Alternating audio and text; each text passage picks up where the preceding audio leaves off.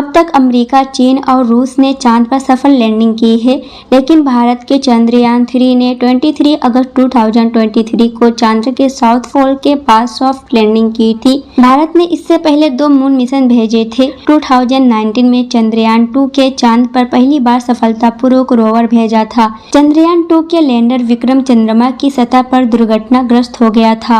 चंद्रमा पर अब तक कुल 4 देश पहुंचे हैं। इनमें से केवल संयुक्त राज्य अमेरिका ने ही चंद्रमा पर मानव भेजे हैं। अपोलो कार्यक्रम के तहत संयुक्त राज्य अमेरिका ने 1969 से 1972 तक 6 मानव मिशन चंद्रमा पर भेजे हैं। इन मिशनों के दौरान 24 अंतरिक्ष यात्री चंद्रमा पर उतरे। रूस ने 1966 में लूना 9 के साथ चंद्रमा पर पहली बार सॉफ्ट लैंडिंग की। रूस ने चंद्रमा पर कई अन्य मिशन भी भेजे, जिनमें रोवर, उपग्रह और लैंडर शामिल थे। करीब 50 सालों में ये चांद के लिए रूस का पहला मिशन था।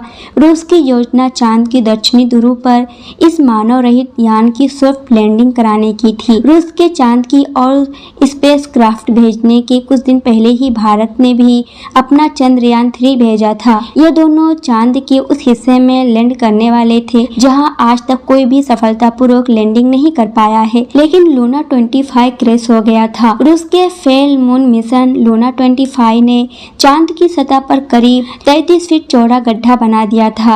यह गड्ढा लूना 25 के तेजी से टकराने की वजह से बना था।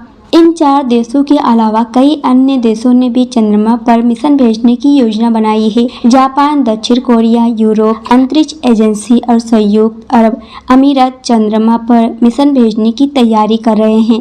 तो अब क्यों चांद को पूरी दुनिया अपने कब्जे में करना चाहती है और चांद पर जाने के लिए क्यों होड़ मची है और हर देश चांद पर क्यों जाना चाहता है और चांद पर जाने की क्या फायदे हैं? चंद्रमा से जुड़े वो डार्क सीक्रेट जो स्पेस एजेंसी हमसे छुपा रही है, तो इस वीडियो में जानेंगे चांद से धरती के इस सफर में। तो दोस्तों वीडियो को पूरा जरूर देखें।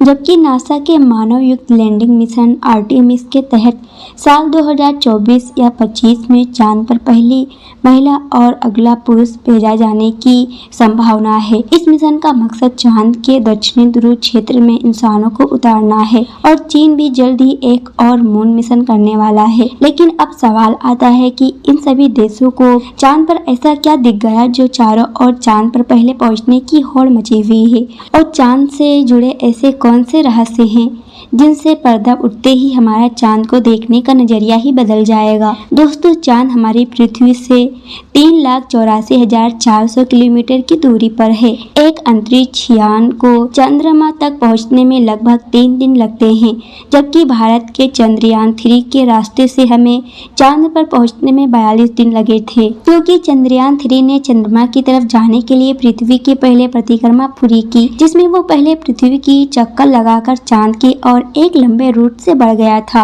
और फिर चांद की चक्कर लगाकर दक्षिणी ध्रुव पर सॉफ्ट लैंडिंग करने वाला दुनिया का पहला देश बन गया था।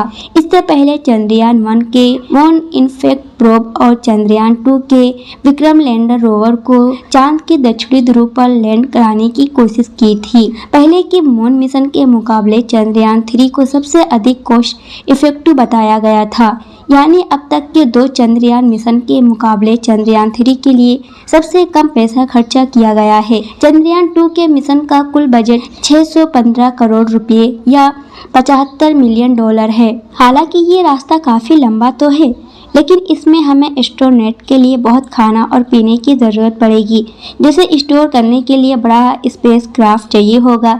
इसलिए चलिए हम अमेरिका और रूस वाले सीधे रास्ते से ही चांद की तरफ चलते हैं, और इस रास्ते से हमें चांद पर पहुंचने में 4 से 5 दिन ही लगेंगे।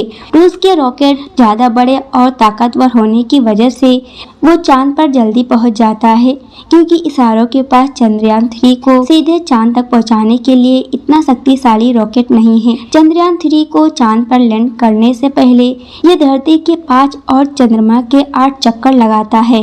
तो चांद पर उतरने के लिए आपको सबसे पहले आपका स्पेस सूट पहनना होगा, क्योंकि चांद पर काफी पतला वातावरण है और चांद पर मौसम पृथ्वी की तरह नहीं होता। पृथ्वी पर वायुमंडल की वजह से तापमान में बदलाव होता है और हवा भी चलता है। चांद पर ऐसा नहीं होता है।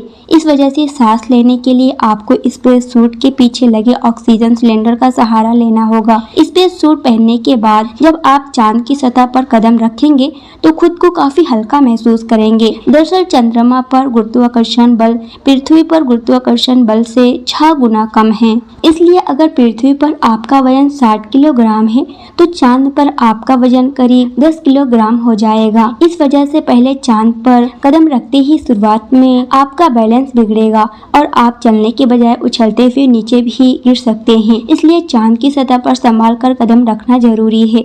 और अब चांद की सतह की बात करें तो यहाँ पृथ्वी की तरह सीधे रास्ते नहीं बने हुए हैं, बल्कि चंद्रमा की सतह पर गड्ढे हैं, क्योंकि यहाँ वायुमंडल नहीं है। चंद्रमा पर प्लेट टेक्टोनिक्स नहीं है जो सतह को स्थानांतरित कर दे और समय के साथ गड्ढों को गायब कर दे। चांद पर गड्ढे जैसे संरचनाएं पिंडों की वजह से बनी है और ये 100 सेंटीमीटर से लेकर 25 किलोमीटर तक के टुकड़े हैं। वहीं चांद की मिट्टी यानी कि लूनार तेल बिल्कुल ज्वालामुखी से निकलने वाली राख जितनी पतली है और इसका रंग भी पृथ्वी की मिट्टी से ज्यादा डार्क, बिल्कुल सीमेंट की तरह होता है। इस मिट्टी में खुरदरापन न होने की वजह से आप जैसे ही इस पर कदम रखेंगे तो आपके पैरों के निशान बन जाएंगे, जिस वजह से चांद पर सबसे पहले कदम रखने वाले एस्ट्रोनॉट नील आर्मस्ट्रॉन्ग और उनके पैरों के निशान आज भी मौजूद हैं। और आप चांद के उत्तरी ध्रुव पर लैंड करते हैं तो आपको अपने आसपास भूतकाल में पड़े हुए स्पेस मिशन के स्पेसक्राफ्ट और सैटेलाइट के टुकड़ों के साथ प्लास्टिक बैग में भरा हुआ कूड़ा भी दिखेगा। ये कूड़ा नासा के उन 12 एस्ट्रोनॉट ने फेंका है। दरअसल इन बैग्स में इनका मालमूत्र और खाने के रेपर्स और बिस्कुट हैं। वहीं अगर आप चांद के दक्षिणी ध्रुव पर उस जगह उतरते हैं जहां 5 साल पहले चंद्रयान 2 मिशन फेल हो गया था, क्योंकि इसका लैंडर चांद की सतह पर सही से लैंड नहीं कर सका था, तो वो आज भी आपको उतने ही बुरी कंडीशन में ही मिलेगा, क्योंकि क्रैश होने के बाद न तो वहाँ बारिश हुई और न ही तूफान बवंडर से रूबरू हुआ है। दोस्तों, आप ये तो जानते ही होंगे कि स्पेस के सभी ऑब्जेक्ट्स पर अचानक उल्का पिंडों की बारिश हो जाती है। ये तो अच्छा है कि पृथ्वी की मैग्नेटिक फील्ड इन उल्का पिंडों को या तो साइड में ढकेल देती है या फिर ग्रेविटी और एटमॉस्फेयर इसे धरती तक पहुंचने से पहले ही जलाकर राख कर देती है। लेकिन चांद की मैग्नेटिक फील्ड पृथ्वी के मुकाबले काफी कमजोर है। इसकी ग्रेविटी भी कम है और यहाँ घना वातावरण भी मौजूद नहीं है। इस वजह से चांद पर लगातार उल्का पिंडों की बारिश होती रहती है। ऐसे में कोई भी उसका पिंड गिरकर आपको पल भर में मौत के घाट उतार सकता है। इसलिए आपको उल्का पिंडों पर नजर लगाए बैठे कमांड सेंटर के वैज्ञानिकों से लगातार संपर्क बनाए रखना होगा।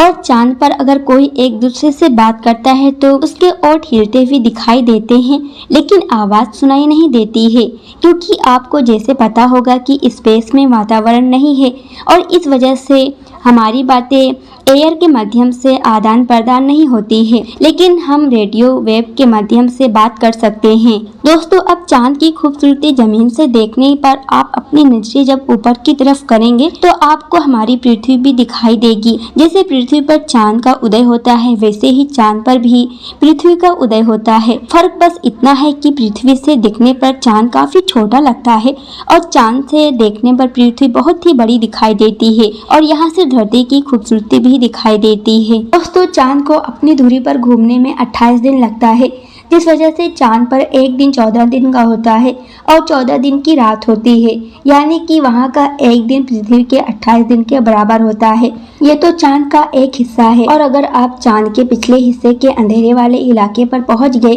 तो आपके साथ काफी खौफनाक चीज हो सकती है। चांद के सिर्फ आधे हिस्से को ही हम देख पाते हैं। चांद का बहुत बड़ा हिस्सा पृथ्वी से नहीं देखा जा सकता है। एरिक बर्गर कहते हैं कि सबसे अधिक रुचि चांद के दक्षिणी ध्रुव में है, क्योंकि उस क्षेत्र के गड्ढे हमेशा अंधेरे में रहते हैं। चीन 2036 तक चांद पर अपना बेस स्टेशन यानी कि अड्डा बनाना चाहता है। अमेरिका यही काम 2028 तक करना चाहता है और उसके 2 साल बाद भारत चांद पर कदम रखेगा। और खबरों के जरिए ये बात आ रही है कि 2026 तक भारत जापान के साथ मिलकर चांद का अभियान चांद पर भेजेगा।